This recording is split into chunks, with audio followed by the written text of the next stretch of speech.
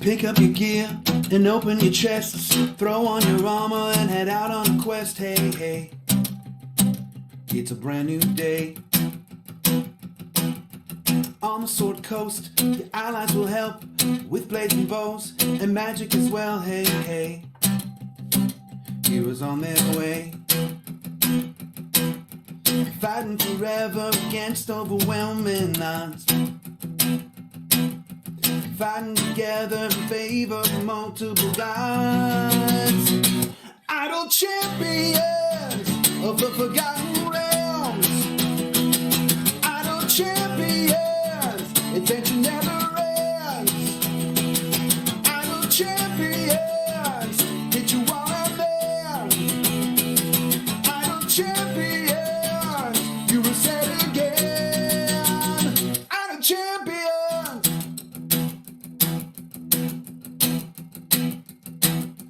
From Waterdeep to Icewind, head out the shelf, all Shadowfell, hey, hey. Together we stay. Walk to the monsters, walk to the boss, walk to the right, it's never a loss, hey, hey. Bad guys to slay. Fighting forever against overwhelming odds. Fighting together in favor of multiple gods. Idle champions of the forgotten realms. Idle champions, adventure never ends. Idle champions, hit you while I'm dead. Idle champions, you will say it again. Idle champions.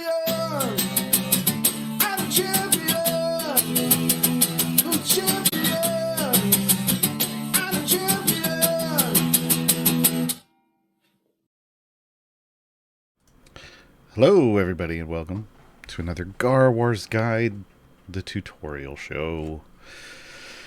I'm Gaarawarr. I feel like people know that by now, but, you know, we get new people all the time. So, you know, I figure I introduce myself. Joining me today in the mod pod is Gabe. Gabe will be grabbing your questions, managing chat. This is the tutorial show is a little different from Gaarawarr's Guide to Everything on Fridays. That is a full Q&A show. This is me talking about a subject for a while, usually like for an hour, and then in the second hour answer questions. Today's gonna be a little different. Because today is Gaarawarr's Guide to Bully for You, sort of. It's Bully for Vecna. But it's Bully for You, but with Vecna. So the bully variants are a thing that have come up lately. This is actually the third one. Bully for You is the original. It's how you unlock Blueshie, the Evergreen champion. Then there's a version of that's for Alcoria.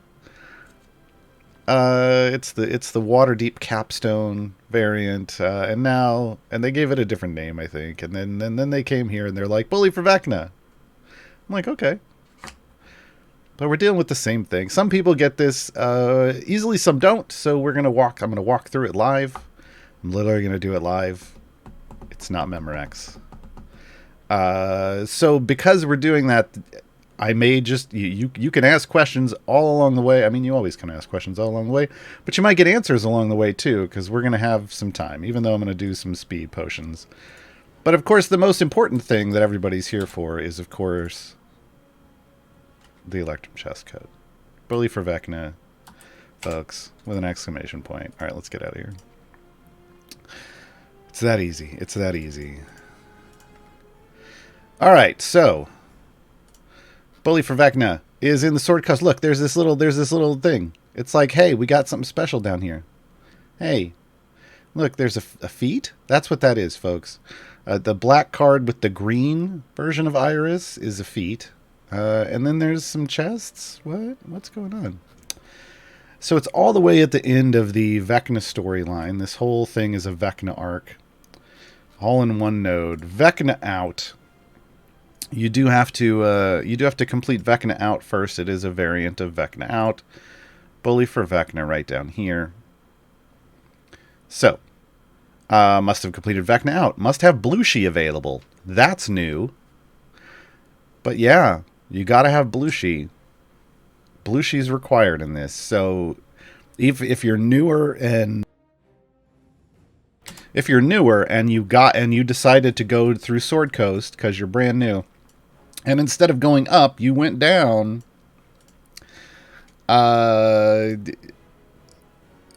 This is it's gonna be a while before you can do this.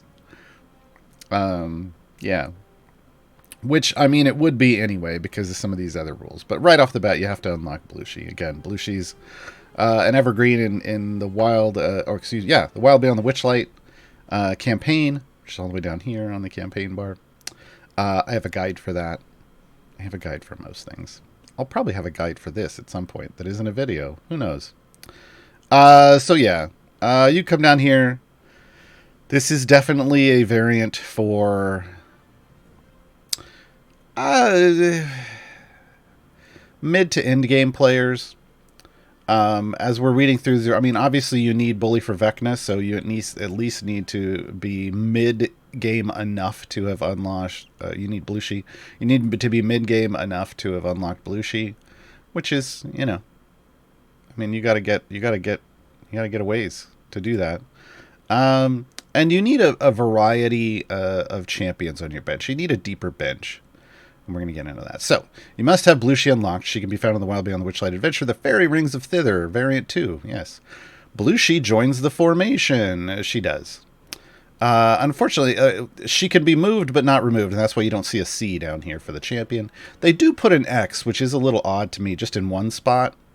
Here's the thing. The X that what they're signifying here is that this is where the Bullywug's going to be to start. And that's the thing down here. Bullywug joins the formation. He's going to be here to start, but then he's going to move. So you may only use champions that have a magical base attack. This is why you need a deeper bench. You have to have a lot of magical base attack champions. You have to. And if they're in Blushi's slot, they don't count.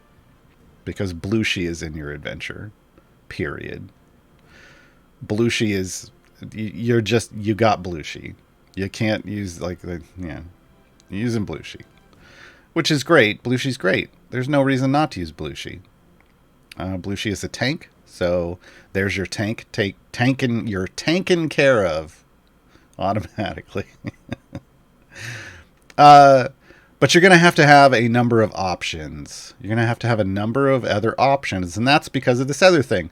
Every 50 areas, the Bullywug leaps to a new formation slot. So he starts out, the Bullywug starts here, and then it's going to leap to another slot. The Bullywug does not knock Blushi out of the formation. They left a line out here. When they leap to a new formation slot, they are leaping onto a champion. They are leaping onto a formation slot that has a champion in it. These are rules that are not listed here, I think, because this was so long. So I want to make this clear. The Bullywug is picking a champion and is bullying them out of the formation. That's what makes it a bully variant. So it is going to jump on a champion. It is going to knock them out of the formation. It will never jump on Blushi. Okay. Blushi is required for this. So any champion the Bullywug leaps on is knocked out for the rest of the adventure. You can't bring them back in. That includes people who are allowed to be in every variant, because like Dungeon Master, it doesn't matter. It doesn't matter because being Dungeon Master just gets you into a variant. It doesn't keep you into a variant. There isn't a champion yet that has an ability that prevents it from being knocked out of a variant. Okay. So, champions can't be removed from the formation once they've been added. You choose, we're going into full Indiana Jones. choose, but choose wisely. Fire breath potions can't be used during the adventure at all. And click damage has no effect after area 100.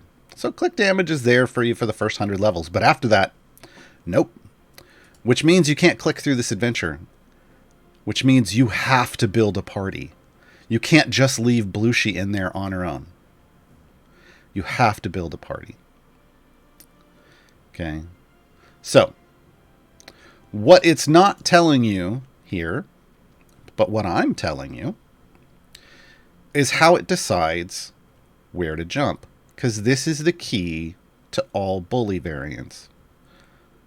The bullywug will always jump to the slot, to the formation slot with the champion in it, who comes from the bench slot with the most available champions in it.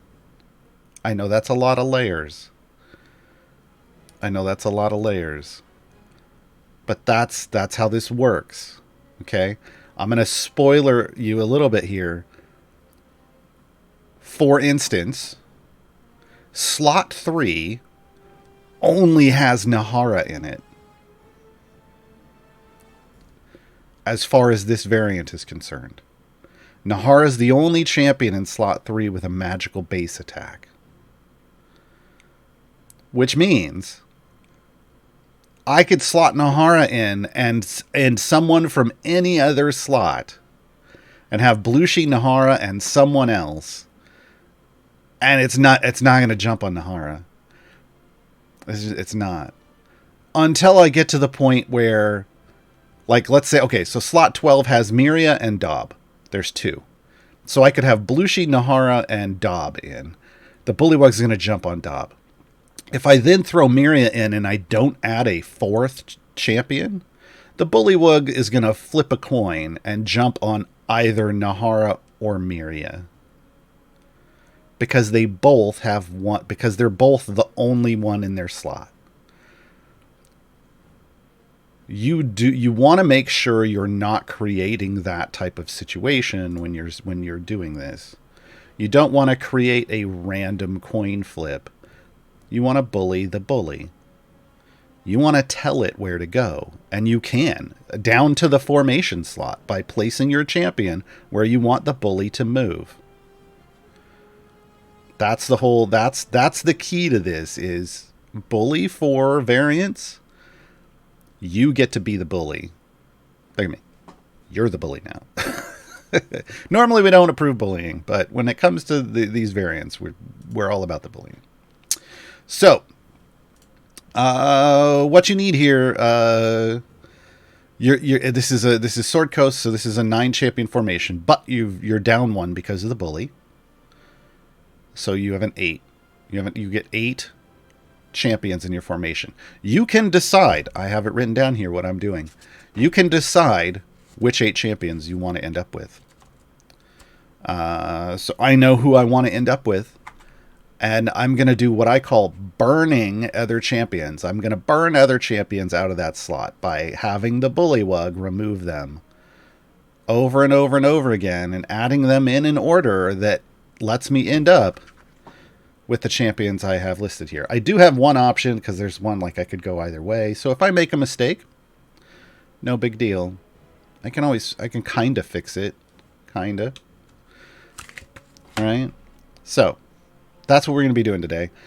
So because you need 8 champions for a full formation, and you're losing champions every 50 areas, that means for this base version of the variant, you have to have 20 magical base attack champions available. This is why I said for a deep bench, you got to have a deep bench. If you don't have 20 available, if you only have 15, that means you're going to end up with 3 champions left. You're probably not going to finish this. Okay. So until you have 20, and I mean 20 not counting slot 2 because Blushi is there. All right. So let's hop in. Rewards. You're going to get a feat. It's the Prodigal Leader feat for Blushi, which is I think it's one of the bigger ones. So I think it's a 50% all champs damage. You're gonna get 3 chests for blue sheen. You're gonna get a bunch of gems. The reward for me is just doing the variant. I like these. I like these a lot. I know they're frustrating to a lot of people, but I like the puzzles in this game, if you have not figured that out. All right, so we start with blue sheen. I know click damage is only going to carry us for 100 levels, but I'm still going to throw my familiars out here. So here's the way this looks. You can tell who you have available and who you don't. Obviously, slot 1, I have a lot of champs available. Slot 2, I have blue sheen. It doesn't matter. It doesn't matter who else is in slot 2, because I'm using blue sheen.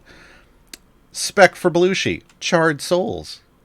Because we can only, it's the killed by magic one. We can only use magic users. So hey, I'm done with blue sheen. I'm gonna go resilient spirit because she's gonna be my tank. I'm done with blue sheen. Blue sheen can chill. Nahara's like the only person that I can use in slot 3. Spoiler alert, I'm not gonna use Nahara. I want to end up, let me set this up where I kind of want it. Who I would want out of these slots if I were going to end up with a champion from each of these slots. I'm not, because we don't have that much room. But if I were, like you see, Makos is on jury duty. It is my understanding he still counts. I think I saw that as a question. I think I saw somebody ask that. I don't see it on my list, but I don't think they put question colon in front. Put question colon in front of your questions. Gabe will grab them. I believe this counts as 3 per the devs. But again, I'm probably not going to use that slot, which is fine. If I was going with anyone from any of these slots, I would pick the ones that are shown. Which means I have to be very careful because I don't want to pick these first. I'm just showing you this is kind of where I would want to end up. Okay? But I don't want to start there. I have 50 levels. At area 50, I'm going to lose someone. So I need to figure out who do I want to lose first. There are a variety of ways we can do this. You could start with a slot that has a lot in it and burn down one at a time, but that's going to take a lot of levels, right? Like if I need to burn down a bunch here, I should talk about how we decide how many we're burning down. But if I need to burn a bunch of champions out of this slot, it's going to take a couple hundred levels, right? So I like to go with the slots that have fewer people in it first. And here's how this is going to work. Here's how you figure out how many champions you're going to burn. You take the total number of champions available. Again, all you can count is blue sheen in slot 2. You take the total number of champions available and you divide it by the number, or wait. Hold on. We subtract. God, see, I didn't write this part down. I always math. I need to write down my math. We're going to take the total number of champions. Let me get this. I've got Orkira, Cathris, 1, 2, 3, 4, 5, 6. I'm just going to count. 7, 8, 9, 10, 11. Oh, Kent counts. Oh, I should point this out. Kent counts. Kent is a melee attack champion. Kent counts as long as you have Virgil because of their rules. But if you burn Virgil first, you don't get to count Kent. I don't think. I haven't done that. You got to be careful with certain champions like Kent and Dungeon Master. I try to stay away from those. 6, 7, 8, 9, 10, 23, 24, 25, 26, 27, 28, 29, 30, 31, 32, 33, 34, 35, 36, 37, 38. So I have 38 available champions. I really should have wrote this math down first. That's my bad. I took a lot of notes for this, folks. I wanted to make sure we were doing this very well, but I forgot the math. 38 available champions. I'm going to subtract the 8 I need to end up with, right? Because I have to figure out how I'm getting rid of the others. So there's 8 I want to end up with. So there's 30 that I have that are extra, right? And they're split across a bunch of bench slots. I'm writing it down in my notepad document. They're split across a bunch of bench slots. So what I like to do is I take that number and then I divide it by the number of bench slots. Overall, there's 12. I don't know if you noticed that. It gets me down to like 30. So it tells me like I'm gonna want to burn 2-ish, like down like it gets weird. I'm gonna want to burn down to like 2 in each bench slot. That kind of, it's a rough math. It works for me. There's probably a better way to do that. You could think of it as if you divide the whole thing by 12, you get 3 in each bench slot roughly. But I like, I burn down so there's at least 2 in each bench slot. And that includes the person in your formation.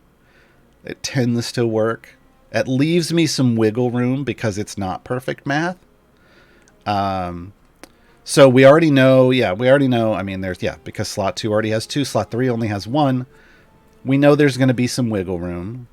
But if you target this number, you should end up fine, right? So we already know, we know slot 12 already has 2 in it. But here's the thing, just to give us some safety, because we know it's not going to jump on Blushi. I know if I put Dob, I want to end up with Miri. I know if I put Dob in, Dob's going to get smacked. Dob's going to get bullied right out of this formation. So since we're just starting off in the first 50 areas, I'm just going to start that way. I'm going to let Dob get smacked right out. So I'm going to ignore slot 3 completely. I don't want anyone from slot 3, but that's fine. There's only 1 there. I could burn Nahara because I could put Nahara in. If you want, you could put Nahara in because Blushi exists and Blushi can't be jumped on. Nahara should get knocked out. We can actually test that. I'm up for that. We can put Nahara in next. But ultimately, what we're gonna do here with this run is I'm gonna choose champions that I want to get rid of. I'm going to throw them in the formation, and I'm going to let the bullywug bully them out of the formation. And we're going to do that for 600. We're only going to lose up to stage 600. We finished the game on 625. So I'm going to throw some speed potions in, folks. We're going to start going real fast. I'm going to debate throwing 2 speed potions, but then the screen's going to start blinking if I do that. I don't know if we want to do that. If you give Dob a sock and he come back. No, that's Dobby. We don't do that here. Wrong IP. Bad author. Bellswin. Do feats impact who gets bullied, especially if you don't have them equipped? No, because there's no feat that makes you a magical base attack champion. If there's ever a feat like that, I mean that'd be interesting. In which case, slotting that feat would then make you eligible. But this isn't a removal based off stats. This is a removal literally based off the number of champions in a bench slot. And right now, this is the base variant. Oh, you meant for patron variants. Yeah, look. If you want to lower the number of champions that qualify for a patron variant, you wouldn't slot that feat. But if you do slot a feat, then they're eligible for the variant. Then they do get counted. I mean, it's whoever's showing up here is available is going to be counted in the math. Now, the weird thing is when you get to like Dungeon Master, like I said, I don't mess around with Dungeon Master in these scenarios. In terms of their specialization, like if you were in a variant version, like trying to pull someone in extra, I don't mess around with that. Weird things can happen and you can screw up your run. So I stick with just base usage of things. There's other champions that do that can pull extra people in. Don't go near that. That's my recommendation. Don't go near pulling in extra people. Probably a bad idea. We're going to go faster. Must go faster. Foolish Genius. If Dungeon Master or Nahara are like in Strahd are actively allowing a non-allowed champion and they get kicked out, do the bonus champs also get kicked out? Okay. Yeah. Because here's the thing. This is why I stay away from that. If you bring in Dungeon Master, it is Dungeon Master that would allow someone else in. So if Dungeon Master gets bullied out, they both go out. Because if Dungeon Master isn't actively in the formation, that special guest star can't be either. That's just how that works. If you bring a special guest star in and then pull Dungeon Master out of your formation in a regular variant, the guest star doesn't stay. Same rules. Same with Nahara. Same with Mehen. Yeah. So that's why that's like I said, I stay away from that. I stay away from that. Kent is a weird thing because Kent qualifies for anything that Virgil qualifies for and vice versa. If Virgil gets knocked out, because they technically still qualify, Kent should be allowed to stay in. But again, I try to stay away from that kind of situation because why make it harder on yourself? These variants are going to be difficult just straight up as it is. Because you're having to manage. These are active play variants, the bully variants. Like there are idle variants. There are variants you can set and forget as long as you've got familiars. But variants like Bully for Vecna and Bully for You are active play variants. You have to be at the keyboard playing them, or else real bad time. And when you're using speed potions like this, you gotta be paying attention. It's slow right now because we only have 2 champions, but when we have a fuller formation and we're just destroying things... Oh, I also didn't level up my click damage. Hold on. We'll just park it around 100, and since it turns off then anyway. Here. So I have to be cognizant because if I forget... Someone gets removed. It's fine when it's in this scenario.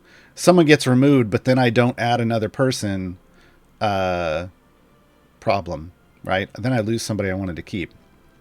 You are going to need to put champions in because of... Hold on, we're going to go back. You are going to need to have champions in your formation because of this jerk. These now Fejni have 50 HP each. There's 2 of them. So you got to hit... That means 100 attacks. This guy's armored with 50 armor segments.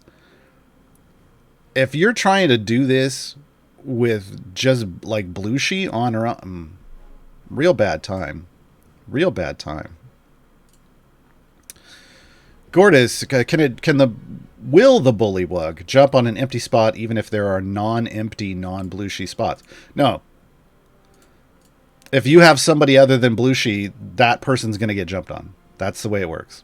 Oh, did you notice Vecna, by the way? Folks, this is Bully for Vecna. That means you're fighting Vecna. This is fully formed Vecna. Fully formed Vecna. I'm going to take this moment to talk about fully formed Vecna.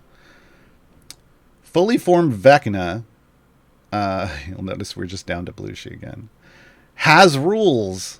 Has their own rules. You can hover over up here and read them. I'm just going to read them off to you.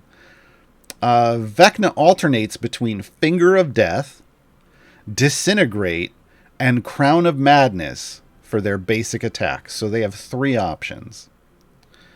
Finger of Death deals massive damage. Imagine that. Subject to a con save to reduce the damage, and that's automatically rolled behind the scenes. If it kills the target... So if Finger of Death kills your champion, they're revived under Vecna's control and attack the party. That's bad, okay? that's bad. That's just making it harder for yourself. For Crown of Madness, if the target fails a wisdom saving throw, Crown of Madness takes control of the target and makes them attack the party. Vecna's a rude dude. Disintegrate just deals massive damage. and you can roll a dex save to reduce the damage. Again, the rolls are all happening behind the scenes. But that's what's going on. Vecna's differentiating. You can see like he's got different hands he'll raise and different beams will come out. So we have different attacks going on. Blushi, in her spirit form, Blushi can just, I mean, we're maxed on Blushi. She can tank this all day. Blushi can do this all day. Captain Witchlight. All right, so before I get to Area 100, I do need to find another champion. Or I do want to find another champion. I could attempt to do it just with Blushi, but that's a pain. Again, once you get to the Garistro, it's just so annoying. And I've had issues where it would just stop on the Garistro with just Blushi. It just couldn't, for whatever reason. It just wasn't going to happen. So we're going to test out Nahara. Again, Nahara is the only champion in this slot. Nahara is the only one the bullywug can jump on. Can't jump on Blushi. So here's the thing. I can put Nahara wherever I want the bullywug to jump. So the bullywug started over here. I'm going to have it jump back over here. This is how you can control the bullywug. You get to decide where it jumps. By where you place the champion, it's going to knock out. Okay. This is not an ideal situation with me having it. I'm testing. It should jump on Nahara. Because that's the only viable target. Ideally, we would be burning out another slot. But if you are in a scenario where you just don't have a lot of champions and you want to try to, burn champions you don't plan to use out of slots you don't plan to use, you can try this, but you have to do it early on in the run. Because we're killing with click damage right now, so we get some freebies at the moment. But once we get out of Area 100, we have to kill with the formation, which means we need to be using an actual formation with power. And you can get yourself into a lot of trouble playing around with games like this early on. It's actually beneficial to you to start burning your slots for champions to get to champions you want right away. This is not as good an idea. There. Nahara's out. So there, now we know. It will jump to anyone that isn't Blushi. You don't want to try to do this with no champions and just Blushi. Because you'll get here, and Blushi's doing okay, but when we get to the boss, we're going to start having lots of trouble. So we want to find a slot that has just a handful of champions potentially in it, like maybe a couple. We know we could burn out here. We could burn out here. We were thinking Virgil. Yeah, let's throw Virgil in, and we'll see what happens. See, I'm dying to the Vesserob. I almost died to the Well, got to her spirit form with the Vesserob at least. I'm not even on the Garistro yet. All right, we're gonna do this, and then we're gonna just wreck fools.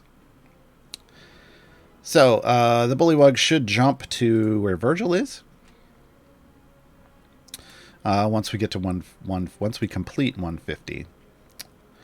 Niscus, the bully only counts the qualifying champions. Correct.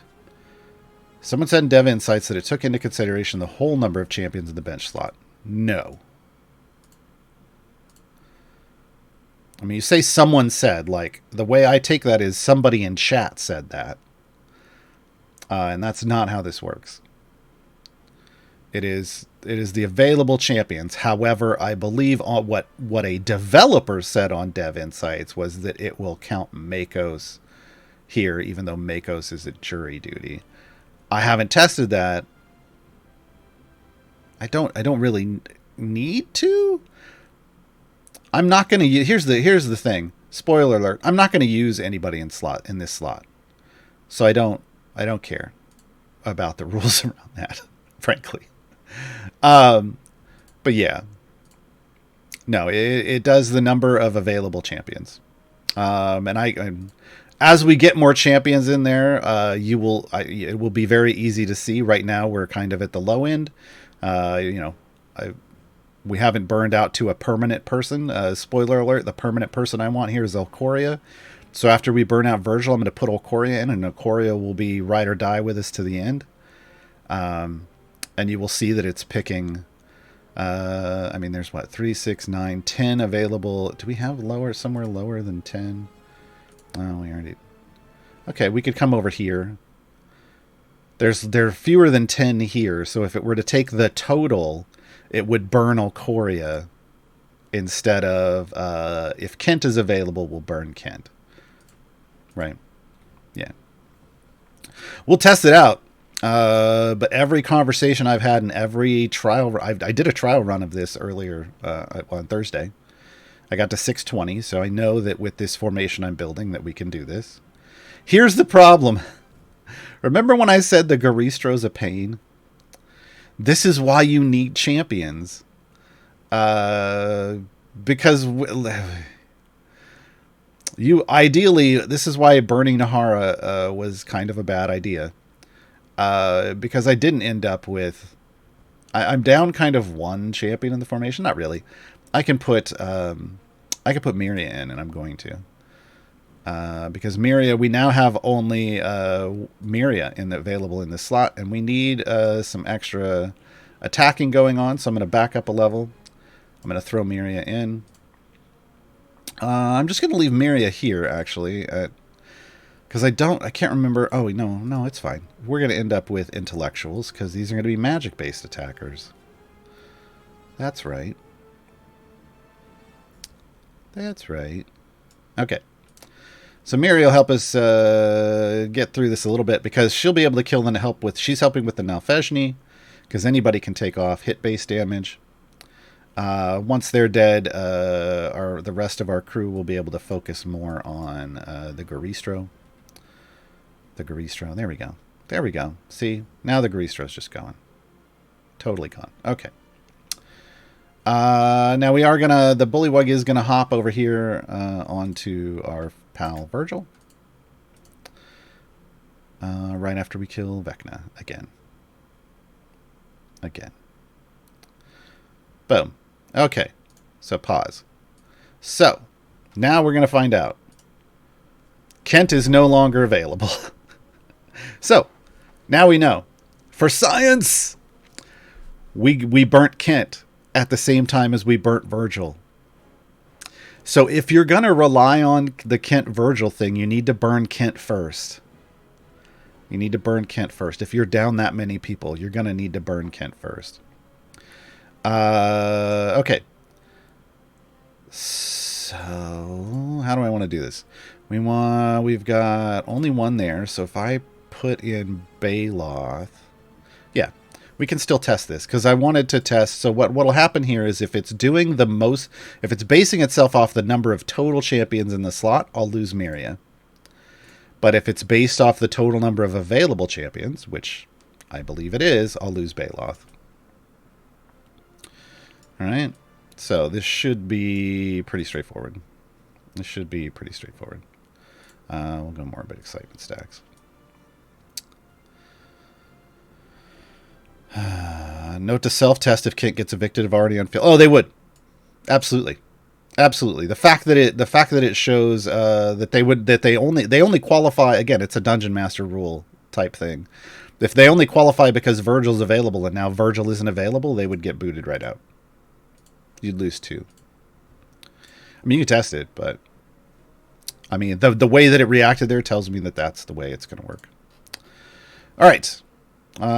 So I did want to end up with Antreus in this formation. That's where I was shooting for anyway. But if I made a mistake and accidentally clicked Antreus, I would have been fine with Mr. Baloth. Right? But we're still on the way. If we lose Miria, I will be slightly upset. Because A, it's not supposed to work that way. And B, I'm a big fan of Miria. So let's put her up here.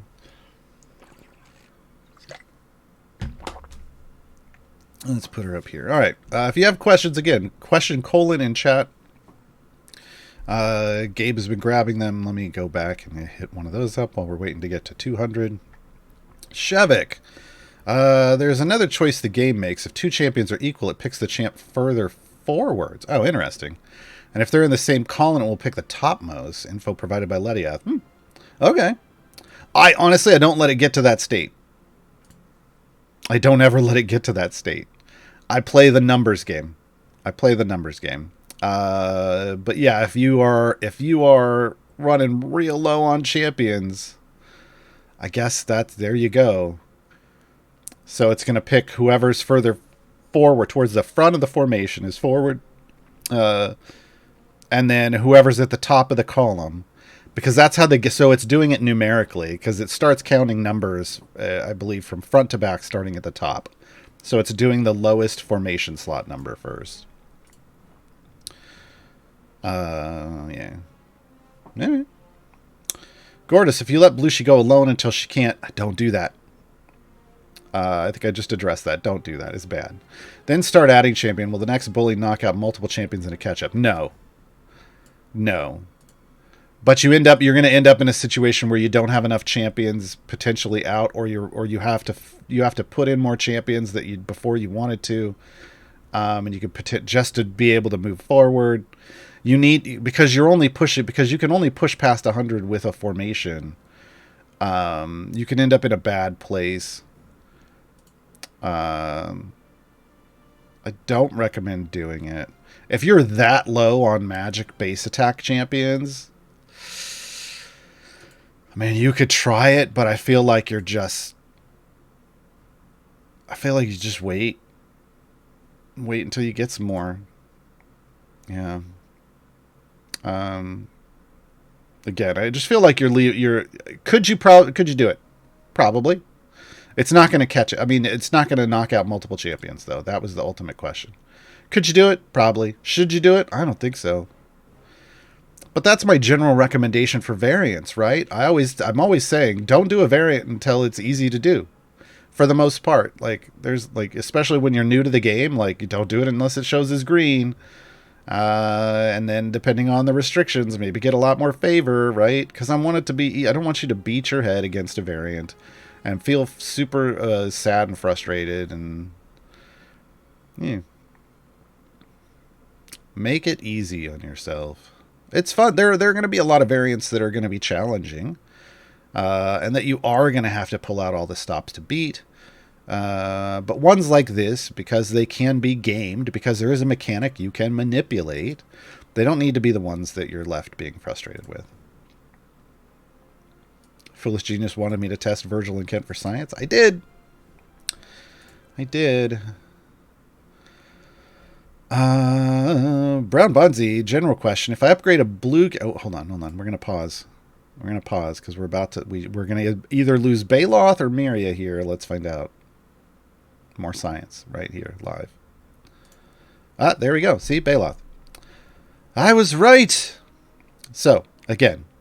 it is based on the number of available champions in the slot, not just the number of champions in the slot. All right. I don't know where he's going to want to go yet. Oh, he makes the Bullywug glow. Wow, the Bullywugs, yeah. Let's give the Bullywug a bonus. All right. Now, where do I want to go now? I should probably focus on the DPS I want to end up with, right? So let's burn Volanya so I can do this with Delina. Because look, folks, Delina likes to kill Vecna. She told me that once, and I don't think it was a secret. So we're going to kill Vecna with Delina. Just because we can. I believe this is going to end up as a chaotic formation, so I'm going to go ahead and choose Chaos. Of course you are, Gaar. Of course you're using Delina. Why would I not? All right. So, again... I don't have any champions left in slot 12. I don't have any champions left in slot 4. That makes it really easy. I know Vlania is going to get knocked out. Now again, I could go down to 2. I could have still had Dob. I could have still had Baloth.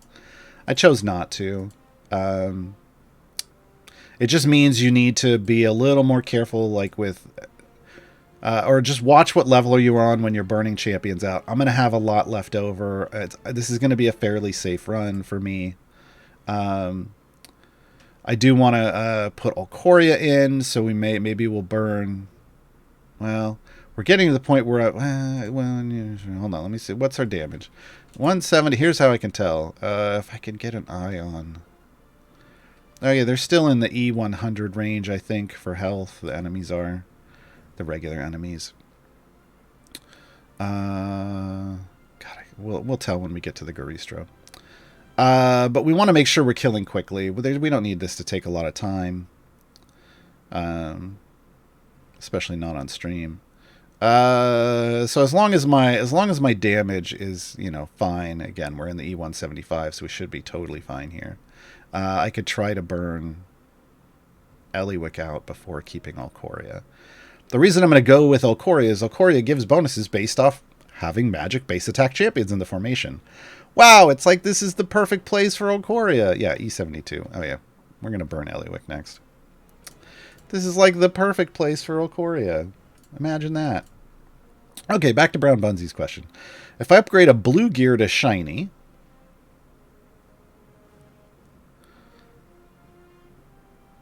it's not. See, this is where I want to get a little pedantic because it's important to think about these things separately. Shiny isn't an upgrade. It's gilding. We like to use the right terms here. When you're upgrading colors. So white, green, blue, purple.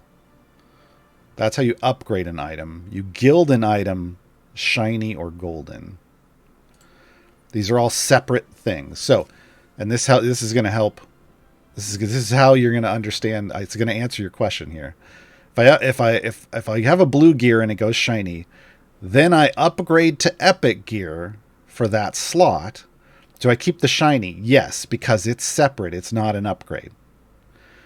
This is why I wanted to define them differently. So an item slot can have multiple things going on. It can have the item itself, so the rarity of the item. We're going to pause here. It can have a gilding, so shiny, non-gilded, shiny or golden. It can have item levels. Those item levels, if you start out with 100 item levels on a white item, and then you get the green upgrade, now it's 100 and something, and it's green. The item levels don't restart. These are all constant. It can have a legendary effect. Once it's epic, you can give it a legendary effect. That's a completely different thing. It's actually not an upgrade. It's both epic and legendary at the same time. And it can have a pigment. If it's epic, it can have a pigment. That is also so item slots can have 5 effects going on, and they're all on all the time, and they don't go away. They only ever add up, which is good to know. I was gonna do. Well, do we need to burn Eliwick if we're gonna? I don't think we do. We're gonna do this a different way. I'm just gonna straight up put Alcoria and Delina in. Straight up. All right, here we go. Like this, maybe. Maybe we just move people up a bit, just so we're getting Entreus's bonuses. So yeah, you're totally fine. If you put a shiny, like if you take a potion of polish and you put a shiny on something that isn't purple yet, that shiny is permanent. And you can see that over here. You see this silver border that's running all the way around the outside of this. That's denoting that this slot is shiny. The golden border denotes this slot is golden, and it doesn't matter what rarity of item is in it. Not anymore. Goldens are usually only epics.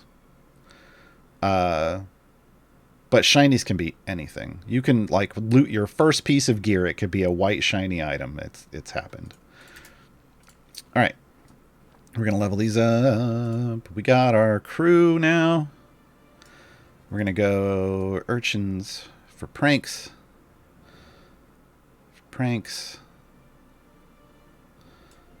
All right. And yeah, item levels stay forever and ever and ever. Unless. So here's where things get complicated. At certain times, they will let you dismantle a champion. There will be a thing here with a button that says dismantle. After a champion gets a rework, you can pull. If you hit dismantle, it pulls all the item levels off and gives you blacksmithing contracts. It pulls all the shinies off and gives you potions of polish. It pulls the goldens off and gives you goldens, potions of golden. It pulls legendaries off and gives you legendary potions. It'll pull pigments off and give you the potions back for that. But it will leave you with the highest rarity you had. So if you had epics, you would have epic level 1 items, and then you could build them back out however you wanted after that. But that's only after a major rework. Okay, I'm glad I just realized I need to pause this, because I built out this formation. I added a bunch of people in, and we're flying along. But Gaarawarr, you didn't put in somebody to get bullied out. That would have been bad. I would have lost somebody. I would have lost Olcoria or Delina. So I need to put in somebody. Olcoria and Delina have, I did this on purpose, Olcoria and Delina have 2 still in their slot. So I need to put in someone from a slot where there's 3 or more. So we're going to throw in Ariza. Sorry, Ariza. We're going to put in Ariza. We're going to level Ariza up, and Ariza is going to get bullied out. Ariza is going to get bullied out. Oh, come on. Auto progress. Zoldan Alambo. I was wondering who was the next target. Yeah, I hadn't put one in yet. I wanted to see if anybody said anything. No one did. That's the thing you got to be aware of, folks. Yeah. You got to always make sure you have your next target in. That's why usually once one gets removed, I like to turn off auto progress. And I like to come back and make sure I'm making the right choice. Because even if I'm flying through this with speed potions, I need to pause and make the right decision. Do not walk away from this variant. Yeah, if you need to get up, if you got to go to the bathroom, or someone comes to your door, turn off auto progress. Then walk away. Otherwise, you will come back to a wrecked formation, which, look, it just costs you time and any potions you spent, because you can always start it over. But, you know, don't walk away. Don't walk away. We got more questions over here. I'm going to get to this in a moment. We're almost to the next removal. So let's do that first. Actually, I'm going to move Ariza back here. All the way back here, because I want the bully. I want the bullywug in the back. Bullywug in the back.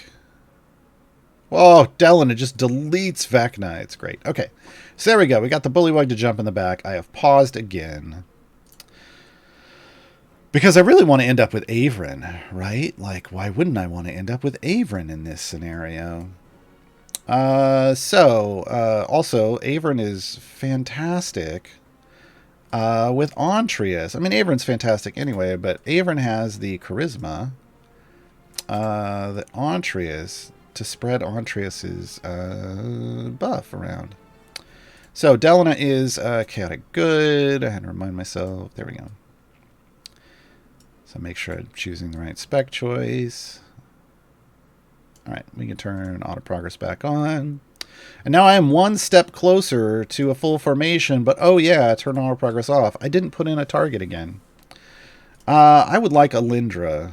So, I don't like to deal with any potential shenaniganry from Dungeon Master, so I'm going to throw Ashara back in here.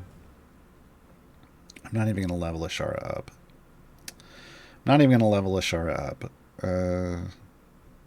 She's just going to get bounced out. It doesn't matter. I'm going to bounce the bullywug between these slots back here. We'll put her up here. We'll keep the bullywug in the top of the formation, because everyone else is where I want them for the moment. So we're just going to bounce the bullywug around in the back. And we're gonna burn a lot of. I can't go to my final formation yet. I can't do that till 600. I have to be at 601 before I put the last piece of my puzzle in. So right now, this is going to be. I am burning this slot so that I can get to Alindra, but I don't necessarily. That doesn't necessarily mean I'm putting Alindra in just yet. In fact, I kind of want Antreus back here. Look at that charisma spread. Look at that charisma spread. Delina, high charisma. Great with Antreus, folks. Because I'm going to want, and we're going to want Miria up here. So I'm going to want Alindra right over here in this top corner. Yeah. All right. Questions. Billiam Smith asks, when choosing a specialization that gives a bonus to a damage type, like magic, melee, or ranged, those are the 3 types, do you look at the DPS's main attack or ultimate? Especially if it's the ultimate damage making the champion be the DPS. Their ultimate damage shouldn't be what's making them DPS. Their ultimate may be clearing. You may be hitting the ultimate to clear the wave, but that's not the same thing, because the ultimate's damage is based off your bud, and you set your bud with your basic attack. So you want to make your specialization choice based off what your basic attack on your primary DPS is. So like in this scenario, I chose, for Bully for You, I chose Charred Souls, because we're killing things with magic. We're setting our bud, at least, with magic. If somebody had a ranged attack that was non-magical, or an ultimate attack that was non-magical, and we were using that to kill things, we're generating the power to do that with our base attack. So you want to set it to the base attack. And here we go. We're gonna melt Vecna again. Look at Melty. Look at Melty. We're just gonna call Vecna Melty from now on. All right. So I can use Alindra now. This is me getting a little ahead of myself. I'm just going to be straight up. I don't recommend getting a full formation this early, but I am going to eat any mistakes I make. I have no room for error from this point onward. So I'm going to go over this real quick. I have 2 champions at max in slots. I have 1 or 2. So I need to make sure every extra champion I put in here now is from a slot where there are 3 or more. 3 or more. That I don't want to. I don't want to risk this, because maybe this doesn't work. So I'm just going to go ahead and nope that out with the little symbol, just like Nahara's noped out. So that means I'm going to pull from these other slots. And lucky for me, these have a lot in them. So I'm going to throw Farida in the back. Frida's going to be the next bully target. Sorry, Aaron. But Frida's getting bullied next. And that's, it'll be fine. It'll be fine. Right now, we should have more than enough damage, because I did build out almost my entire formation already. We have more than enough damage, E280 basically, to do this. I'm gonna answer this question real quick. Rough Rider 1995. Doesn't Delina like to be in the back? Yes. We're gonna get there. I'm gonna make the. I'm kind of getting ahead of me. I'm gonna make the Bullywug jump to a different spot here in a bit, and we're gonna move the formation around a little. Specifically for Delina. Delina. Here's the thing: you don't have to have Delina all the way in the back. However, Delina has an ability, Spell Bombardment. It increases the damage of Delina by 100% for each champion in front of them in the formation. It does stack multiplicatively. That can be nice, not going to lie. Right now, I'm already sitting at EO7, because it adds Baldur's Gate champions in. So right now, we're sitting at EO7. It's fine. But We're going to move her back to give her some more damage. It's just a thing that, if you need the damage, great. But there are some scenarios here where I can't put her all the way in the back because of Alindra. I want her. She's going to go back here where the Bullywug is here in a bit. But yeah. Foolish Genius 89. Have you run the math on if there are any patrons you cannot have enough magic attackers for a full formation? Ooh, I have not. I wrote it down in my notes, but because we were just doing the base version today, I didn't get ahead of myself. If someone wants to... God, what are the... So it's 625 base.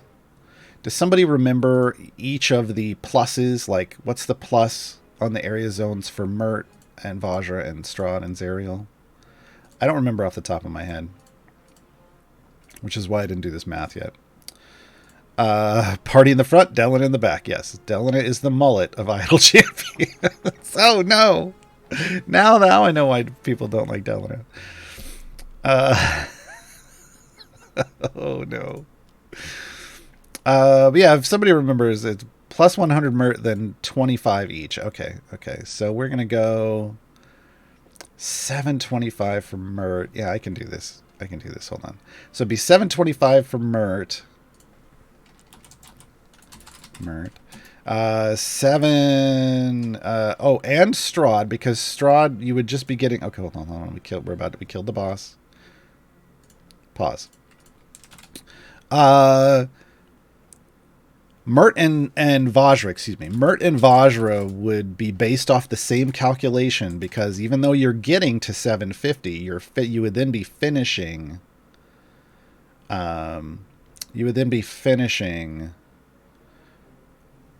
Right as you would then be losing another champion, so that's fine.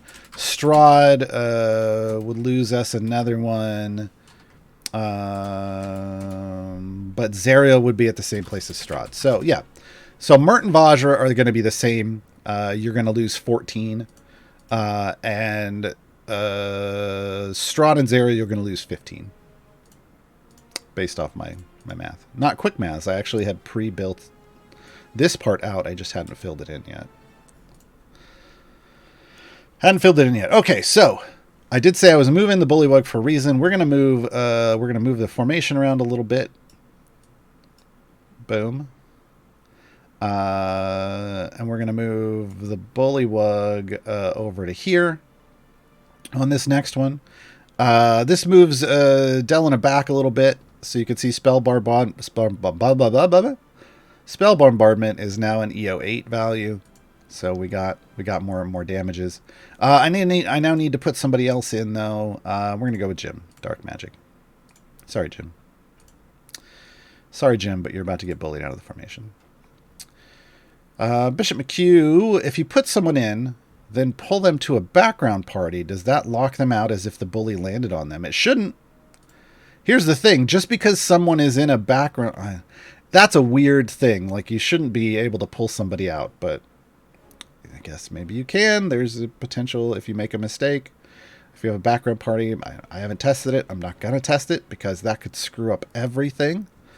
But if you make a mistake, you put somebody in too early, you can try to go to another party, pull that champion in, come back. They're still going to be available because it doesn't matter.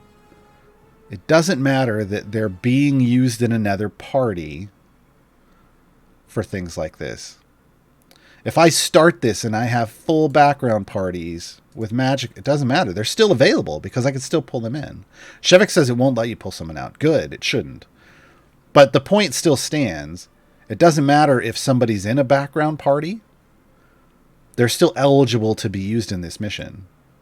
So they will still be counted. It is taking the total number of available champions. And they're available if they're in a background party. Because we have that power.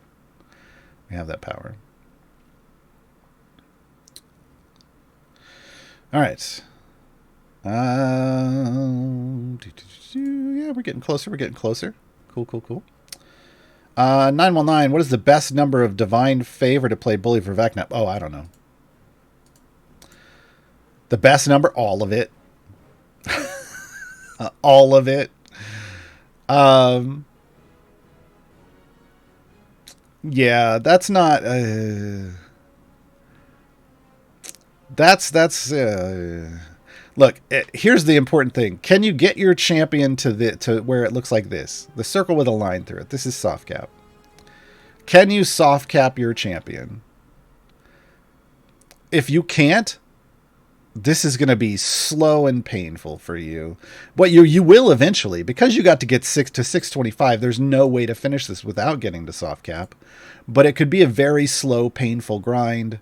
You might run out of gold. You might not even be able to upgrade to get there. So, E25. I'm gonna go out on a limb and say like at least E25. But again, this is a mid to late game variant. By the time you have Blue Shi unlocked to be able to do this, you should be pushing. You should have E30. You should be able to earn E30 or more favor in Sword Coast. You just should be, because it takes a lot of power to unlock Blue Shi in the first place. So yeah, I'm gonna say E25, E30 or more. Here's the thing: I have E82. So it's next to impossible for me to answer that question, because I can't back, like, there's a way I could back out my favor, but I'm not gonna, to try to find the minimum amount. All right, Jim got hopped out. Jim hopped out of the adventure. We're gonna put Lucius in the back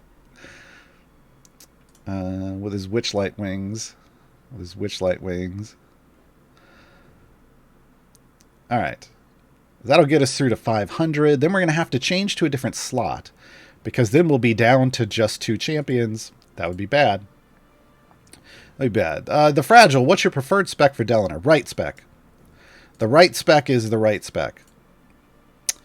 The right spec is the correct spec, in my opinion. So that is, where's it at? Oh, geez. Which one of these is the spec? Tides of Chaos. Increases the effect of Delana's Surge of Power. Surge of Power is her core thing that stacks up her base attack damage. The other spec increases her dot burn. And I'll be honest, I know it works because I've gotten her achievement where you have to burn a boss to death. But I swear, when I'm watching the gameplay, I never see the burn. I never actually see it. Because she should be able to just burn through armored bosses. Because it's an additional damage, an additional EO6 damage over 6 seconds. Well, you know what? I bet it's not EO6. Oh, here's the problem. It's just going to be a flat EO6 damage, which means it's tiny. Whereas I always thought it would be EO6 times her base, and it's not. Yeah, here's the thing. Empowered spell needs to be a bud-based dot.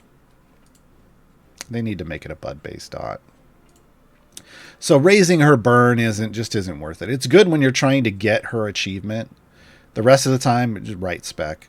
The right-hand spec is going to raise her base attack damage, which is going to set bud and also be the damage that affects her burn anyway. So most likely. Well, I don't know. The burn is weird on Delano. Again, it works, but it's not great, so don't focus on it. I would love to see Delana have a bud-based burn. Like, we're getting champions like Merylwyn has a bud-based dot with one of her specs. So does Finn. We're getting these champions that when they attack, they have a bud-based damage. Nixie's a new champion coming up. As of the time we're filming this, Nixie is going to be arriving on Wednesday. Nixie's got a bud-based thing going on. It's just real strong. That's why it's really good, I should say. It's functional. So we want to see more of that. All right. I'm going to leave Lucius's slot alone. I'm going to go over here, and I'm going to throw Dadius. Who's your Dadius? I'm going to throw Who's Your Dadius in the formation. And here's the thing.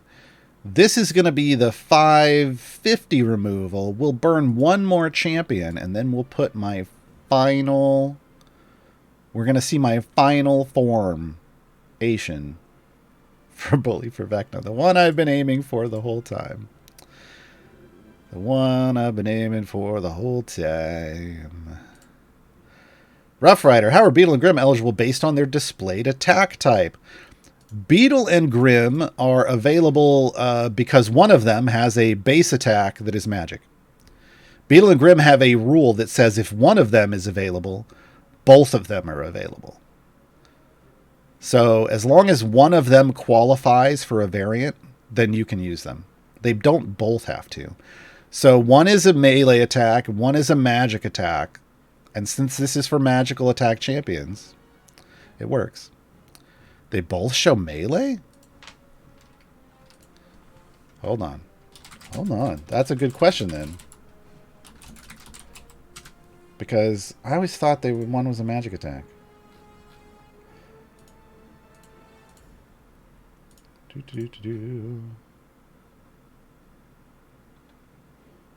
Why is it not? Hold on. I can't do two things at once here. I can't do two things. I can't do this and then it does show melee. I don't know then. That's a good question for Dev Insights. For now, just enjoy, I guess. Beetle shows melee, but he hits with a wand and fires a magic missile, so it counts as both. There you go. That's what I was going to say. I was like, what? But Beetle has a magic attack. I think the problem is it doesn't do the...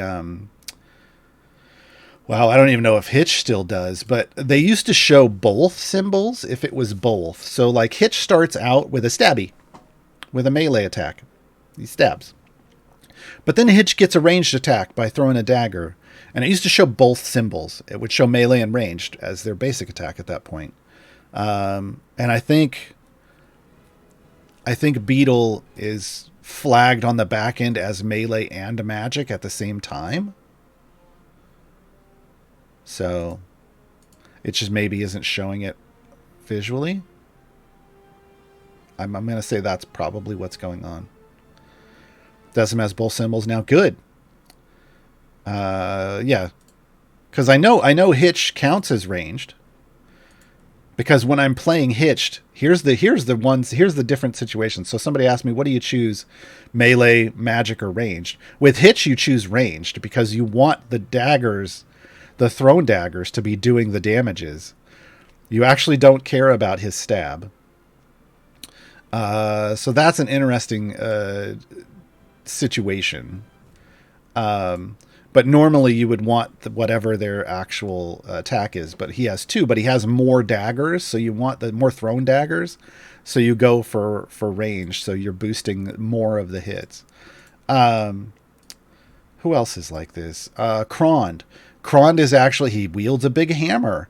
But once he gets his cantrip, he has a melee. He becomes melee and magic. And thus counts as magic base attack for Ulcoria and any boosts that are going on. So there are some champions where, they're a little different. You got to keep that in mind. So my final formation, we're almost there. I had listed Myria on this piece of paper. Myria, Ulcoria, Delina, either Freely or Averin. I went with Averin because I wanted to spread... well, Averin's just stronger. Let's just say it. Alindra, Ontreus, Blushi, and my final champion I'm going to put in once Prudence gets knocked out is Orkira.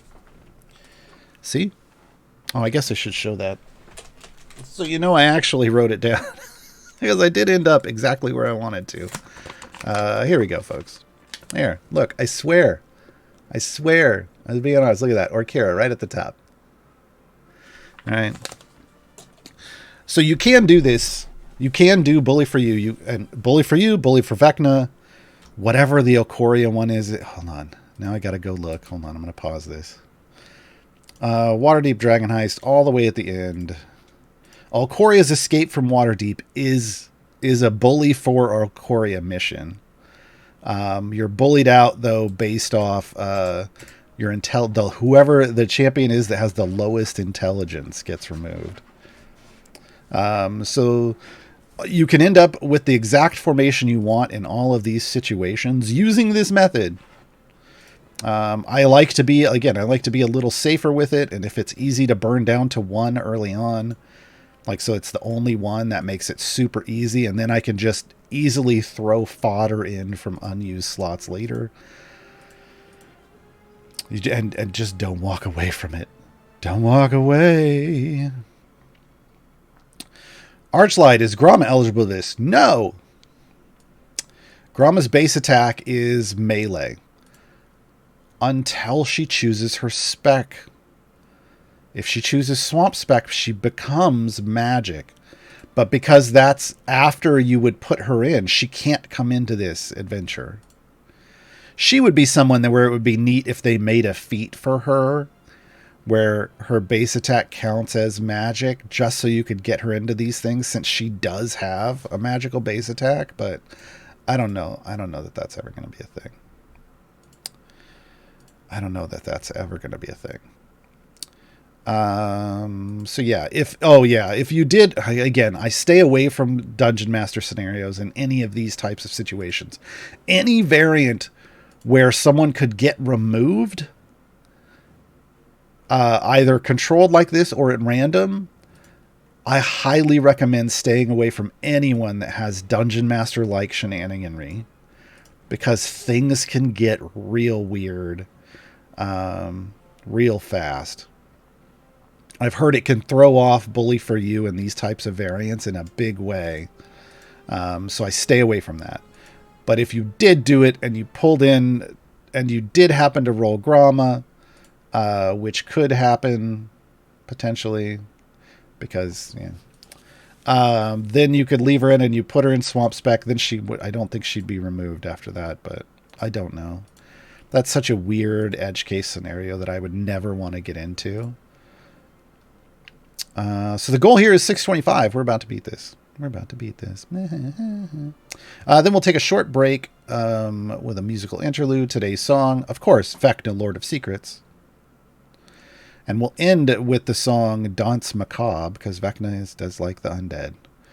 But after we take the short break, we'll come back. We'll do all kinds of other questions, folks. We still got more time today to do questions. And because I was answering them as we went, I don't have any. I got one here. Dilettante. Can one drop a familiar on Gromma, and after she has the Swamp Spec, can one add her? No. No, she's not even eligible. I can't, because she's not eligible, I can't level her up at all. The game won't let me put points into Gromma. It won't let me, this is smart. It won't let me waste my gold on a champion that can't even be here, is what it sees. So there's no way. I can't even switch to X1 or something. Like, it just, the game won't let you attempt to use Gromma. Yeah. There we go. If you follow or sub to my channel, gold stars in chat. Gold stars in chat. We won't get the wave of them here, though, unfortunately. All right. We're going to take a short break. If you have questions about this, after having seen it done, or anything else, we will dive into that when I get back.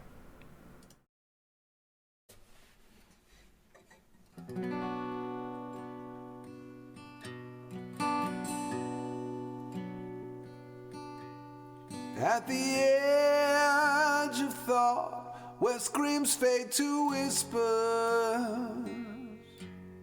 where secrets are sought, knowledge crumbles in blisters, where the undying king sees time drifting by. Don't let your mind wander into his eye. What is your truth? What brings your corruption? What will he find that ensures your destruction? God in shackles, he'll break everyone, seeking power till death is undone. He's the Lord of secrets,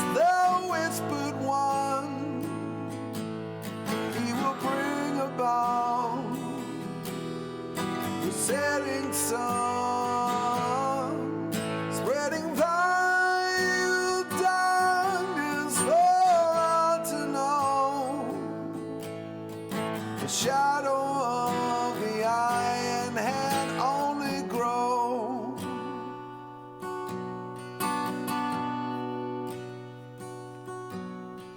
Embrace the law and spurn the light.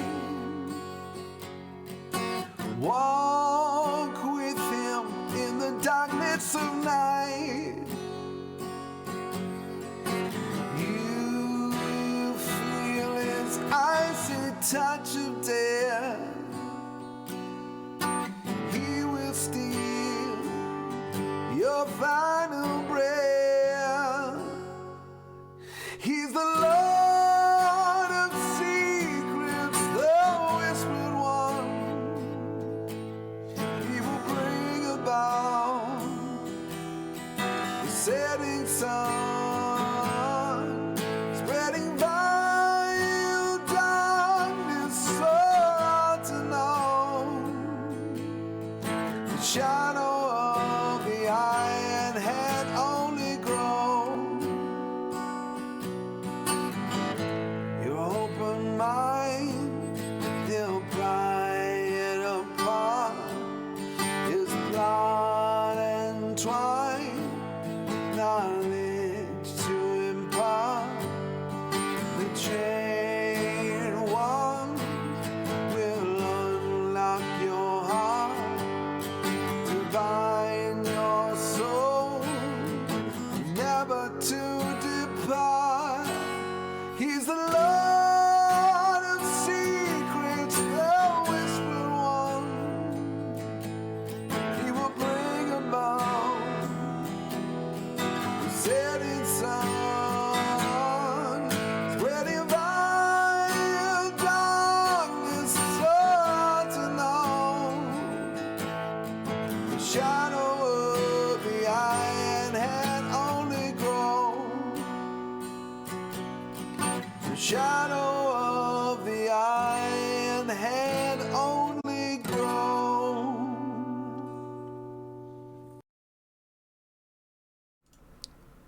And we're back. And now my captions are back too. They're a little behind me. So quick recap, because I forgot to mention this. So when you're doing your math, for the normal version, you lose 12 champions. And you got to remember, you got to keep 8 for the full formation. So you need at least 20 total. You want at least 20 total. Maybe you can pull it off with less. Who knows? It's totally possible. But to make it easy on yourself, you're going to need at least 20 total.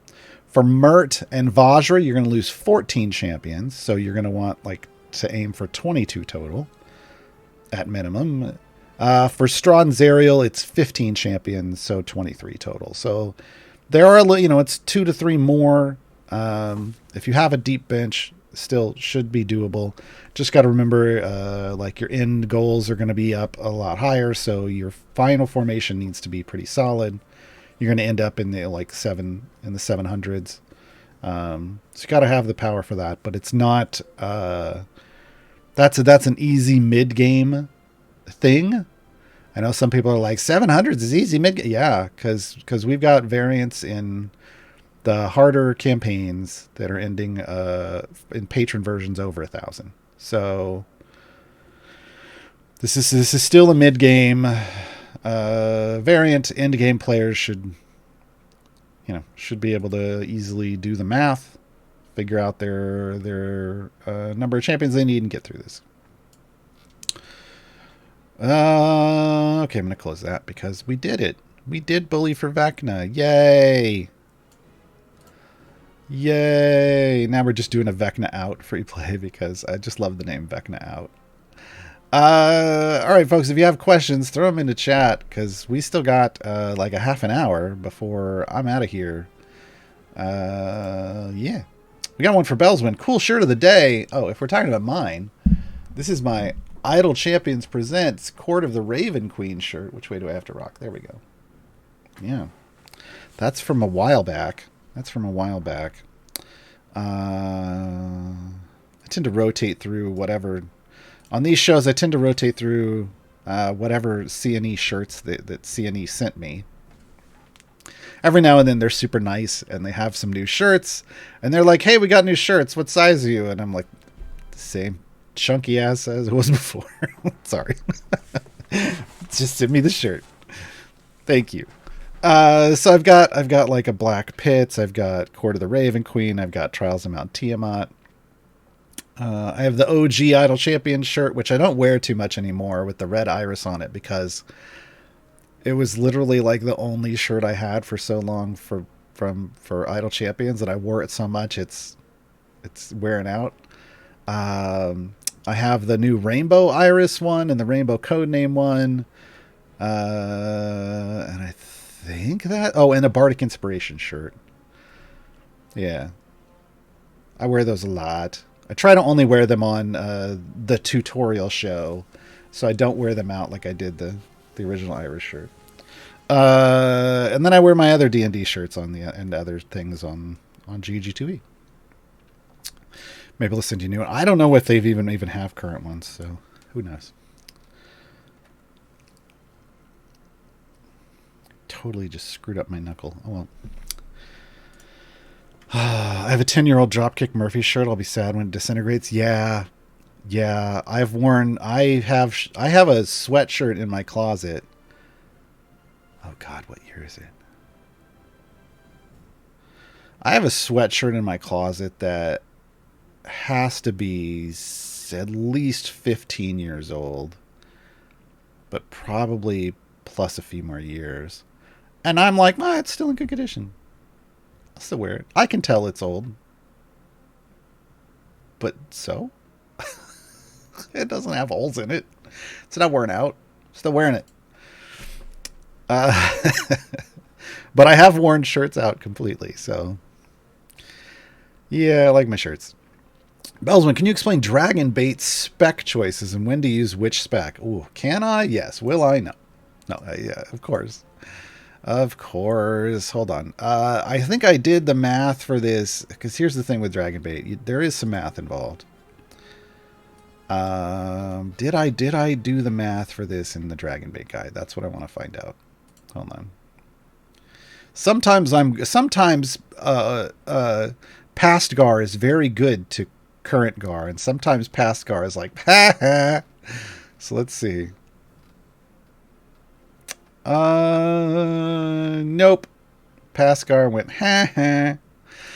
Alright, so Dragon Bait has two spec choices. One is scent herbs and spices, and the other is scent roasted chicken.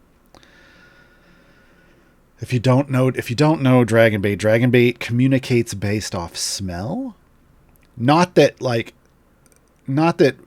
they smell you and read that as your communication, although they might. They don't speak. So whatever odor they're giving off is them communicating some kind of emotion to you. So there's a lot of scents in Dragon Bait's scent references in Dragon Bait's kit. So for herbs and spices, it basically there's a scent roasted vegetables that is an ability that increases their shin state for each enemy attacking Dragon Bait. It's a ramping ability, so that's kind of a tank ramping ability. And basically, if you choose herbs and spices, that means that that ramping ability gets increased by an additional 50% for every other tanking champion in the formation, or for every tanking champion in the formation. It's better if there's more than just Dragon Bait tanking, because it's a multiplicatively stacking thing. So you want usually at least 2 tanks. If you're using, but here's the thing with the other one. The other is the scent roasted chicken is based off their scent meat sauce ability, which increases shin state for each support champion in the formation. But then, the amount it increases is based on how close the support champion is to Dragon Bait. It's an interesting ability because it triggers multiple times, because it triggers for each support champion. And and scent roasted chicken changes the values for distance. And it kind of, in a certain way, it inverts them. So the base version is best if the support champions are within 2 slots of Dragon Bait. So close.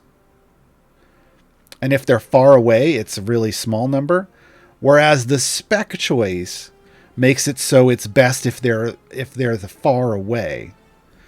So it really depends on so you choose the spec choice for Dragon Bait based off formation layout primarily. Because you're looking to see where the numbers are the best in terms of where the support champions are. So if you have a formation like we just had Gaarawarr in an event recently, Gaarawarr has a very it's not a super long formation. I think it's only like 4 or 5 columns. But you have a single tanking champ, but then the very back column has like 4 champions in it. Dragon Bait would love roasted chicken spec in that scenario with a bunch of supports in the back, because that's the biggest, they would give the biggest buffs that way. But if you have a situation where the supports are fairly close to Dragon Bait and or there's a lot of tanking champions in the formation for some reason, you go herbs and spices. So it really is one of those situational spec choices, truly. Whereas not all of them are, right? Sometimes it's just bigger number and not about the formation layout and where people are placed.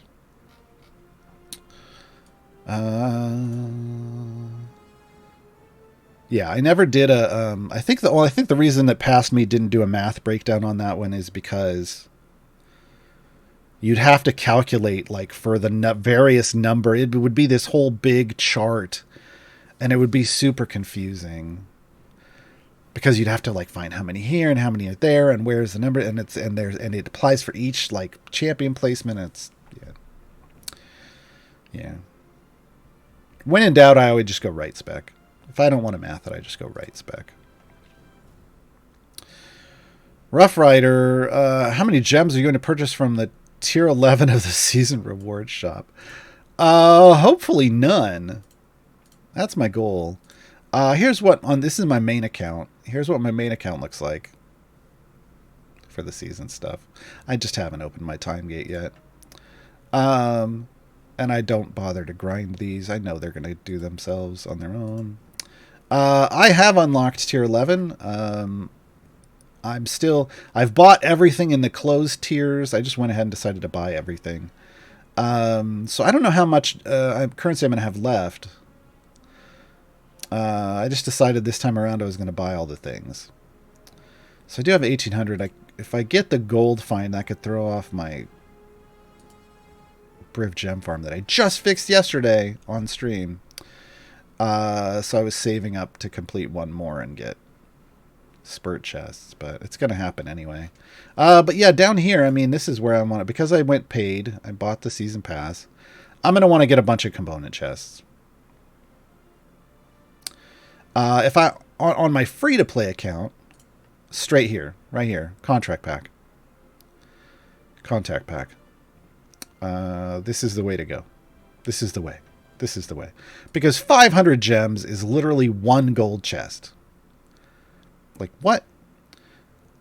So for 2,000 gems, that would get me 2 gold chests. This is way more than what I would ever get out of 2 gold chests. This is way more. Even this is way more. This is where, like, if you've bought all of these, you can buy, or you've bought all of these, you can buy. And you have 1,000 or more gems left, but you don't have enough to get literally anything else here. You can, they give you like one little thing. Oh, here, take some gems. But this is really not. This is a bit of a joke to players. The devs think it's a value, and no. What we had asked for was just, can you convert the currency 1-to-1 into gems, and they didn't. They went 2-to-1, but they require you to get to 1,000. And what we wanted to be able to do was literally just burn off the rest of our currency after we'd bought everything and on the last day and couldn't earn any more. but they said no. So yeah, if you're on the free-to-play path, like on my new player account, I'm free to play. I'm really looking forward to buying tons of these contract packs, like super looking forward to it. I'm going to have so many contracts. All of the blacksmithing contracts are going on to Briv, of course. But on this account, once I'm done buying the other, because I just wanted all the things this time around. You do you. I'll go into Modron component chests. Which hitch spec do you prefer? I did a deep dive into hitch back in the day. We'll actually pull hitch up here. It's been a while since I've done this, but here's the thing. If you have the hitch spec is dependent on whether you have excess dagger storage as a feat or not. And ricochet. I think originally when there were just 2 feats per slot, ricochet, 40% ricochet, and excess daggers. So coiled daggers and excess daggers. Together, if you had those, you went charismatic. But if you didn't, you went more daggers. And it has to do with the buff that you get from the daggers bouncing, ricochet. I did a lot of tracking of values of like, well, if I did extra dagger storage and an extra dagger, how much did it increase my potential? And it just wasn't as good as going natural performer. So there's a diminishing returns on having more daggers. So just get excess dagger storage. That's going to give you a bunch of throws right off the bat. And here, it changes it to ranged. This should be melee and ranged. It's weird. It should count as both, though. So excess dagger storage. I did the daggers ricocheting. Now, both. Here's the thing for the other feats. Both the natural performer 40% and the ricochet 40% do the same thing. They do the same thing. I need to get this effect natural performer 80%. In fact, I will just buy that right now. I'll put it on this one. And then I need next time, like when this comes around to be 5 questions is in the corrupted gem shop. I'm just going to wait for it to actually show up for regular gems. And then I will get this, and that will take this one's place. But yeah, with that setup, if you have just those coiled daggers and extra dagger storage, you go charismatic. If you don't have the extra dagger storage, more daggers. Now there are times I will just go all the daggers, and it's when I know I have more than enough damage to do whatever I'm fighting, and it has segmented health like Vecna or hit, or either armored or hit based, and I just want lots of daggers flying around and taking off chunks. I'll do that. But if I'm going for max damage, I go natural performing. Snores a lot. How do you know which level of Trials of Mount Tiamat you should be doing? Ooh. Trial and error. Look, we had to get in a pun at some point, folks. We had to have some wordplay. Yeah, it's kind of trial and error. Because here's the thing, where you're going to end up is based off a couple of different factors. It really comes down to how well you can build formations under all of the potential restriction options. And you won't know until you get there. But one thing you can do is you can look at on day one of whatever you've been doing right now, on day one with your ideal formation, how far can you push? Are you because if you go up another tier, that initial day one goal is going to be further. And you need to know, and so is the final day. And you need to know, can you even get, in the best scenario, can you get to that final day? Because you might need all 7 days. You just might, because you don't know if you're going to get the good restrictions and someone else is going to get the bad restrictions, and you have to help make up for that. That's just part of being the team. So try to see if you can go all the way. If you can, like on day 1, if you can get to whatever the day 7, the normal day 7 for that version is, then look at what the next version is. Do you think you could get there? If so, try it. Ultimately, it's still going to come down to like what restrictions you get. Can you still progress and meet your daily goals with the restrictions? But the restrictions, there's so many different random ways they can roll that you just can't know for sure what combination you're going to get to know if you could get there. You could try to like just predict like what's the worst possible outcome I could ever get. But even if you can't make it with that, that doesn't mean you can't complete that trial because you're in a group. For example, like I'm in a pre-made. We have varying amounts of contribution. I didn't even do yesterday. I'm not going to do today. That's not because I'm a jerk. It's because I did the math, and 2 days ago we already had enough damage to beat Tiamat. Yeah. And no one in my group is like, I want my champions back right away. So, and the game doesn't reward you for completing faster. It should. But anyway, so I know I could do these. I know I could continue to do. I could have continued to do each of these days, and I had some interesting restrictions, like Strength 9, Charisma 11, Chaotic 5. I didn't lose a slot. That was good. So I could have definitely done all these. And I think this is Tier 9. Isn't this Tier 9? Yeah.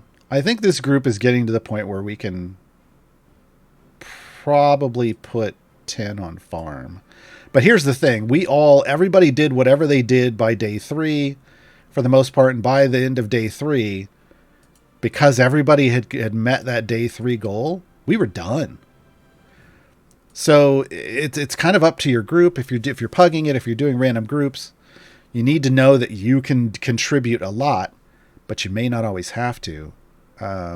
Because I think the last time we did tier 10, I think I did every day, but that was because we had 2 people who couldn't do past day 1. 3 others could, and we beat it.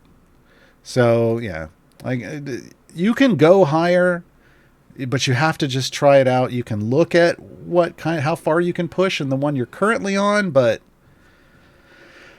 because there's all these restrictions, you don't know what's going to happen in the next one, and you just kind of have to deal with it. It's unfortunately, Trials is not like the rest of Idle Champions. The rest of Idle Champions rewards you for trying. Try to do a variant, and you fail. That's okay. All you lost was time. You learned a lot. You got a lot of information. You probably know what you need to do to beat it in the future. Like, do you need different champions? Do you need more damage? These are things you should be paying attention to. Do you have room to get power somewhere else? Like, hey, maybe if I get some more perks or some more blessings, or maybe I'll level up my Modron core a couple more levels and I'll have it there. You learn, you gain knowledge by attempting things in the rest of this game, but you don't really learn anything when you do trials, and you're actively punished when you fail. It is a somewhat unpleasant and jarring experience because of that, compared to the rest of the game, because the rest of the game works so differently. Yeah. Now there are changes coming to Trials. Justin teased them out, but apparently, or just teased that changes are coming. I don't know that they got super specific about it.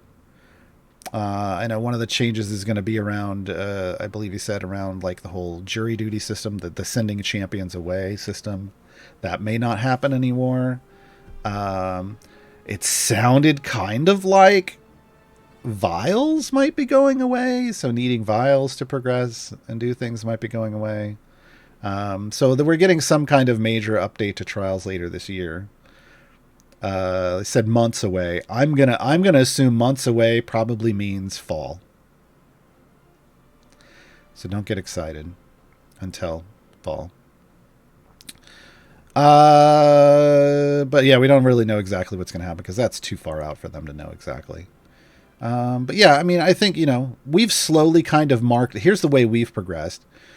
We started down like a couple tiers prior to this, and because we had it on lock as a group, and we seemed to have extra power, we were like, let's try the next one, and then we steamrolled that for 2 or 3 days, and then we were like, well, let's try the next one, and then we not for 2 or 3 weeks, and then we steamrolled that one, even when people couldn't contribute. Like sometimes people get busy and they forget to do their runs.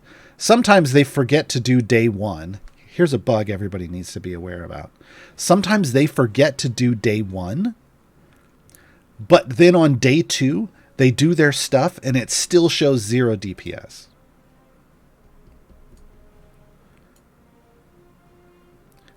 Sometimes it's not that people aren't contributing. Sometimes it's that the system is bugged. So please be aware of that. And the way you know is when you're done, some people forget to do. I didn't forget to do day 4. I chose not to. When you're done, it will show how much every person contributed. And that person you thought wasn't contributing has a contribution, and it's solid. I'm not saying that's how it's always going to be, but I've seen it happen multiple times in this group where someone forgot to do day 1, and then they do everything from then on, and it always shows them at 0 DPS. So please remember that, folks. Keep that in mind. The system still has bugs. But yeah, so doing the same tier over and over, if it seems like you're always breezing through it, even if you're pugging, it seems like the groups are always breezing through it, try the next tier. Give it a couple shots. Let's see a couple of the routines. Go for it. And this is what I'm talking like tier 6 and up. Tier 1 through 5 with groups is usually pretty straightforward. 6 and onward gets harder. Yeah. But I think we're probably, I need to ask, I think we're probably going to try the next, I think we're just going to go for tier 10 next time. Gordis, is the Modron XP in seasons worth getting? That will come naturally over time, but since unaffiliated is so good, maybe it's worth a head start. This Modron XP pickup. Paid or, if you're wanting to get this, you have to get this. So of course I bought it, but I leveled up my Modron cores super fast and then waited, but I left it a little like 35,000 XP left to go, and then at tier 10 I let purchasing this cap it off. But if you get to tier 10 and you're not capped on your Modron core, buy this. Don't buy this. Don't. Please, God, please don't. If you have already, it's okay. The world isn't going to end, but please don't. This is 5,000 currency. That's 4 Modron component chests. These are way more valuable to you. This comes from just completing levels. You're gonna get there. Buy the component chest so that when you get there, you have the pipes you need to not only pipe it out with epic flow, but hopefully supercharge it. Who knows? Like, that's what this gets you. This can get you supercharged. This just gets you leveled up. You can level up. Please buy the component chests. Yeah. When it comes to the stuff here, it's literally, if you're on paid path, you want component chests. If you're on free to play, you want contract packs. Period. This is a trap. This is a trap. These are... 5 of them for 2? No. These? No. But in these lower tiers, sure, because you're trying to get stuff. But by the time you get here, we're good. Go here.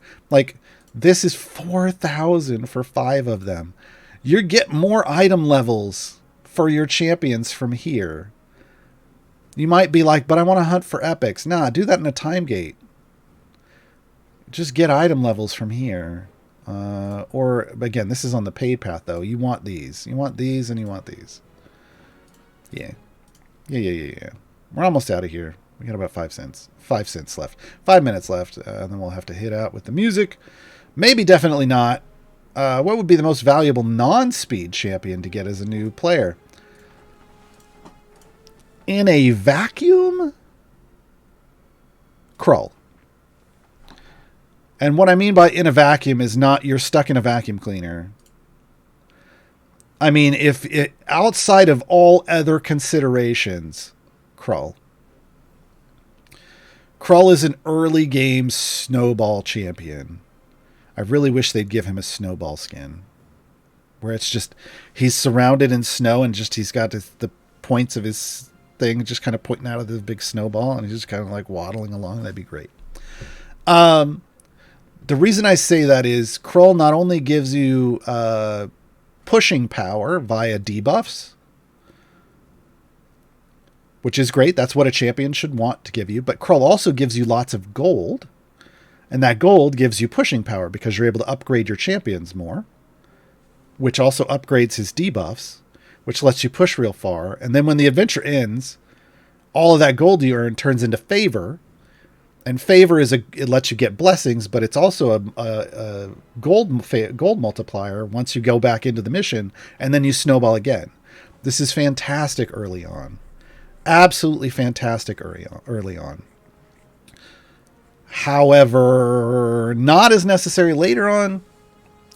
Still remains great for Zaka farming, but just amazing because Krull does these things with no gear. You can have garbage gear on Krull, and Krull still will be the best champion for the situation when you're newer. Again, in a vacuum. Here's the thing about choosing what champions you get early on. When you are a new player, the most important thing you can do is start working towards split the party. The adventure split the party. It requires 2 champions in each bench slot. So you want to be making decisions. You want to look down here and you want to go, do I have a Swippy Swappy button? If I don't, like say if in slot 2 you only had Celeste, you need to fill that slot. You need to get an option for that slot. And getting an option for that slot is more important than picking up whoever the meta champion might be for pushing. Because when you get to 2 champions in each slot, you do split the party. You get a background party and your first Modron core. And the sooner you can get into that action, the better. Because split the party 1 will get you the modest core. It's okay. Then you work towards 3 champions in each slot for split the party 2. That gets you the fast core, and that's the core you want to focus on early on. Because you're going to get pushing power, and you're going to get speed, which will let you finish things, adventures quicker.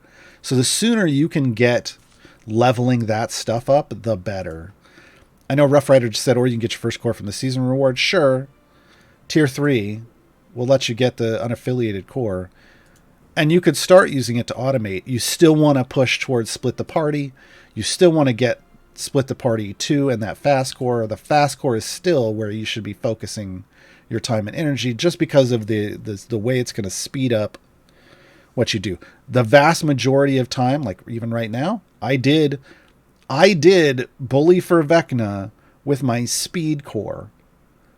Not my power core. I did it with my speed core because it has enough power most of the time. If I get somewhere that's super hard over area 1000, I have to switch to a pushing core. Rough Rider. How do you pronounce fireball in Australia? I don't know. I made this comment last time when people were like, oh, it's Entreus. Entreus is coming. Everybody from this affiliation is from Australia. You're going to do an Australian accent for stuff? And I was like, no, I respect them too much to do that. Because my Australian accent is not okay. It is not okay. So it's fireball, but with an Australian accent. Evil Emperor Zerg closes us off today. Have you considered a career as a root beer sommelier? No, because here's the thing. Root beer to me is, I love root beer if you don't know, folks. Root beer to me is is a very personal choice. I like certain flavors in a root beer. I think I've talked about this before. I like notes of honey, and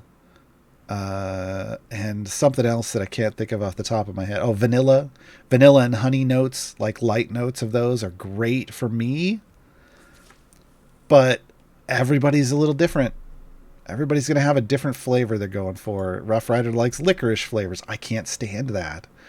Some people are into it, so I would not be a good, because I'll take a sip of a root beer with the licorice flavors in it, and I'm going, oh no. Yeah, I would not be good. I would not be a good root beer sommelier. All right, that's going to finish it off. Folks, there's no more streams for the weekend. They will return on Monday with a Familiar Quest in the evening, Pacifically speaking. However, I stream on my own channel. Twitch TV/Gaarawarr, spelled as it sounds. You can find it right under there. In about an hour-ish, I'm going to go get some lunch. And I'm going to come back in about an hour-ish, and I am going to be playing some video games. Also on Mondays, starting on Mondays, Monday in the midday-ish, Pacifically speaking, I play Idle Champions. You might have heard of it. You can join me Monday, Wednesdays. I do Idle Champions streams. And then Tuesdays and Saturdays, I play other games. So we'll be playing an other game today. I will say also, Mars told me Mars might be streaming today. Like maybe right now. You might want to check some of that out today. So yeah. Have a great day, folks. Have a great weekend. And I will see you soon. Bye. Thanks, Gabe.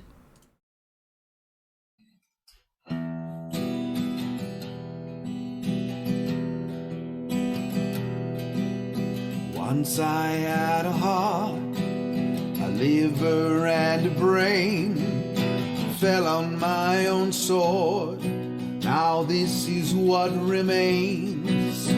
Raised up by dark magic, then my flesh was shed. Now I serve my master as animated dead. Every new adventurer is fodder once they're floored. A walking bag of bones to add to our decor. They bring us everything we need inside our worthless hides. From within their flesh, our new soldiers shall arise. Welcome to the dance macabre, eternal skeletal mob, rattling our bones to necromantic tones.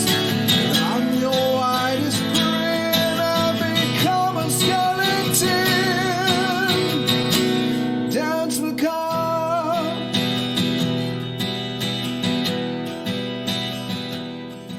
I have no tongue with which to speak, no sinews guide my hand. Still I march in step to my dark master's command. I no longer love or hate, all my feelings left behind.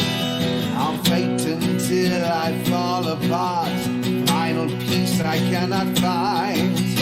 Clerics try to turn me